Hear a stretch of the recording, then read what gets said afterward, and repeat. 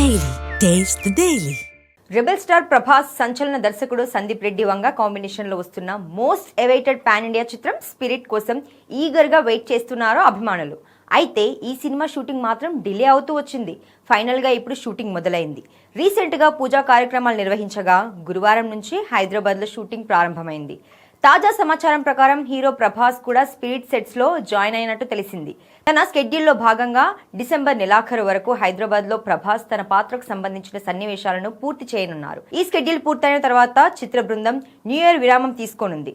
ఆ తర్వాత కొత్త సంవత్సరం ప్రారంభంలోనే స్పిరిట్ చిత్ర యూనిట్ అంతా విదేశాలకు పయనం కానుంది. సెకండ్ స్కెడ్యూల్ మెక్సికోలో మొదలు కానుంది. మెక్సికోలో చిత్రీకరించే సన్నివేశాలు సినిమాకు ప్రధాన ఆకర్షణగా నిలవనున్నాయని తెలుస్తోంది.